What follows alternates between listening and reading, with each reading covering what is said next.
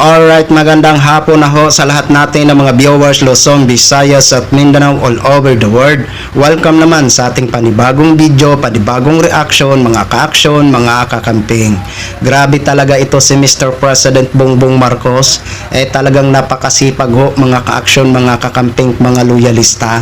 So alam naman ho natin, kahapon nga ho ay katatapos lang ng ikalimang suna niya o pagre-report niya sa atin na taong bayan.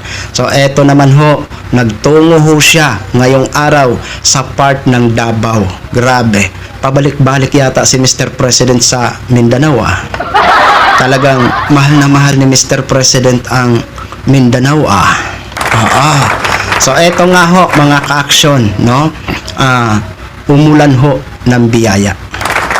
Nalula ho ako, no? Nalula ho ako sa dami ng tao at mainit na pag-welcome ng Davao de Oro kay Pangulong Bongbong Marcos para lubos natin maunawaan at maintindihan at dapat talaga panoorin ho ito ng ilan sa ating mga kababayan ng mga DDS para may alam ho sila na hindi nagpapabaya o nagtatrabaho ang Pangulo ng Pilipinas. Okay? So eto mga ka-action, pakinggan ho muna natin itong naging mensahe ng gobernador ng Davao de Oro, no, na si Governor Raul. Nakalimutan ko ho ang apelyido, basta Raul ang kanyang pangalan. So Raul Banlo ba yun? Ayan, correct me if I'm wrong. So ito po ang naging mensahe niya mga ka-action, mga kakampeng, no? So ito, panoorin ho muna natin. Credit o courtesy ho sa video ng RTBM Malacanang. Please allow me to use for informative purposes only. Thank you so much, ma'am and sir.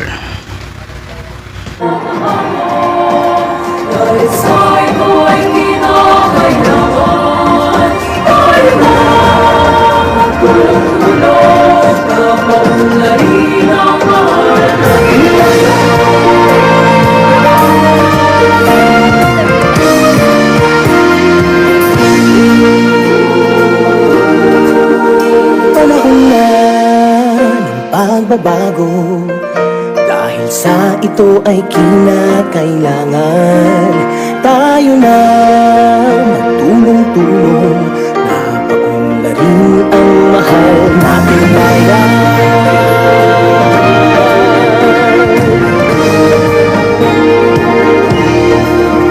Panahon na magbabago at ayos ang mga dapat ayusin. Dapat lang maging tungkulin ng bawat mamamayan dito sa atin. Maaari na po tayong maupo. Magandang hapon po sa ating lahat. Tayo ay nagtitipon-tipon ngayon para sa bawat bayan makikinabang. Maayong adlaw kanatong tanan. His Excellency President Ferdinand Bongbong Marcos Jr., our congresspersons, Kong Maricar and Kong Jong, national government officials, our provincial, municipal, and barangay officials, and functionaries, ang ating mga estudyante, my fellow public servants, and most especially, the beloved people of Davao de Oro. Again, maayong buntag, kanatong, maayong udto na diay, kanatong tanan. Today is not an ordinary day for the province of Davao de Oro. Today, we are making history.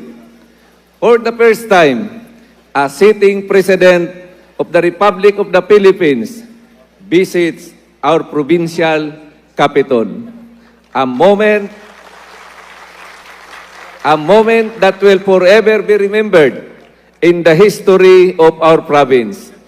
And today, Your Excellency, your presence here with us at the provincial capital makes this visit even more meaningful because you come not only to visit but to bring direct assistance to our barangays and our people. Mr. President, on behalf of the entire province of Davao de Oro, daghang salamat. Your visit is a powerful message that the national government sees Davao de Oro. Nakikita nyo po ang Davao de Oro. Naririnig nyo po ang Davao de Oro and stands with Davao de Oro. For me personally, this day is deeply humbling. I began my journey in public service as the barangay captain. I know the needs of the barangay.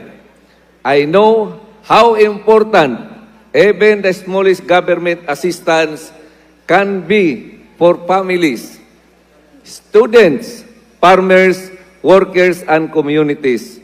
And now, in my first term and first year as Governor of Davao de Oro, I am deeply honored that the President of the Republic has come to our province. This is not only a milestone in my administration.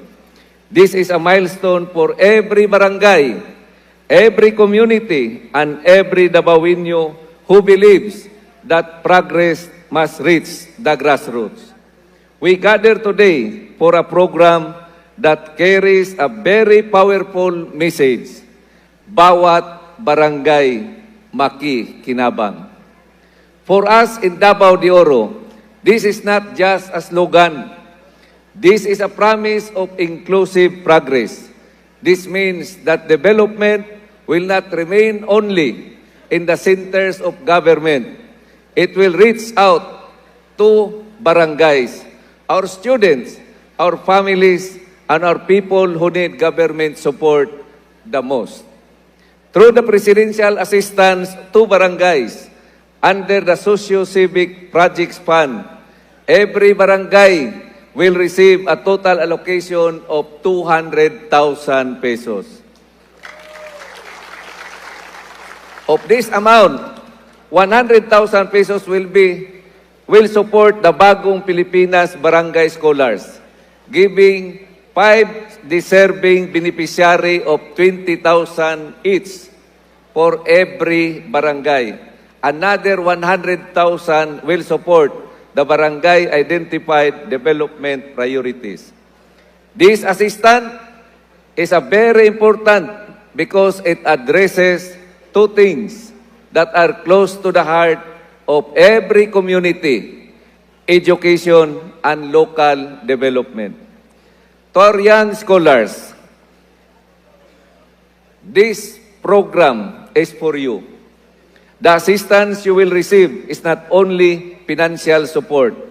It is a vote of confidence in your future.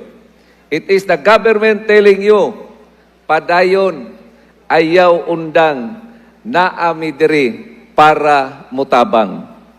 We hope that one day, you will use your education not only to uplift your own families, but also to serve your barangays, your communities, and our province. To our barangay officials, this program is also a recognition of your important role as frontliners of development. You know the best that needs of your communities, whether it is a public service equipment, street lighting, disaster response support, or other priority needs. This assistance will help strengthen the capacity of our barangays to serve better. As someone who came from the barangay leadership, I can say this with all sincerity. When we empower the barangays, we empower the whole province. Mr. President, we are also deeply grateful for your visit to Montevista Hospital. Ako lang ibalita sa inyo hatanan, gitunol sa atong presidente ang more than 147 million for medical equipment. With humility and hope, we respectfully ask for your assistance in making Montevista Hospital bigger, better, and more capable of serving our people. Our dream is to strengthen. It is a more responsive and accessible health facility that can cater to more patients, provide better services, and bring quality health care closer to family who need it most. Health is one of the most urgent needs of our communities. When our hospitals are strengthened, our people no longer need to travel far just to receive proper care. When our health facilities improve, lives are saved, families are protected, and communities become more resilient. Mr. President, on behalf of the provincial government of Davao de Oro, we assure you that we will work closely with our municipalities, our barangays, and concerned national agencies to ensure that this program will be implemented properly, transparently, and effectively. Our commitment is clear. Ang programa o proyekto sa gobyerno dapat maabot sa matag barangay. Ang kalambuan dapat matagamtaman sa katauhan. Here in Davao de Oro, we are for development, strengthening public service, improving health services, and working toward a province where every family can feel the presence of the government.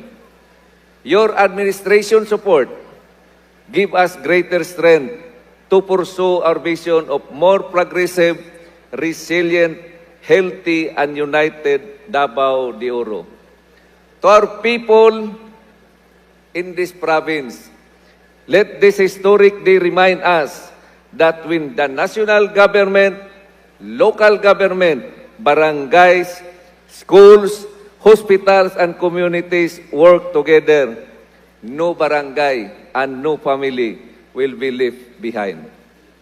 Mr. President, thank you for bringing the spirit of Bagong Pilipinas to Davao de Oro. Thank you. Thank you for investing in our students. Thank you for supporting our barangays. Thank you for recognizing the health needs of our province. Thank you for making history with us. And thank you for giving our people renewed hope that better days are ahead.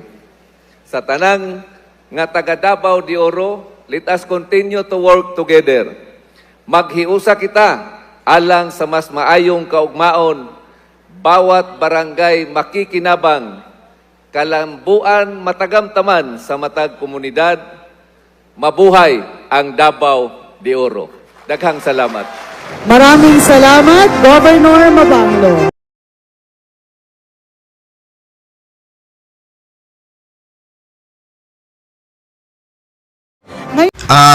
Yun na ho mga ka-action, mga kakamping, no? Narinig na ho natin ang naging mensahe at pagpapasalamat. Alam niyo, sa totoo lang, nakakainggit kayo Davaoenos.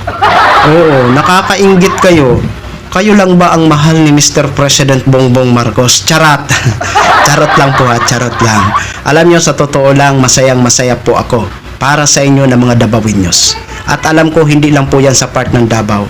Kasi pabalik-balik na nga dyan si Mr. President Bongbong Marcos para ipamahagi itong programang bawat barangay o bawat bayan ay makikinabang. Pabalik-balik po siya dyan. Last week, dyan din po siya. Nung nakaraang buwan, dyan din po siya. Ganito din ang mga programa. Kaya siguro, hindi pa tapos, no?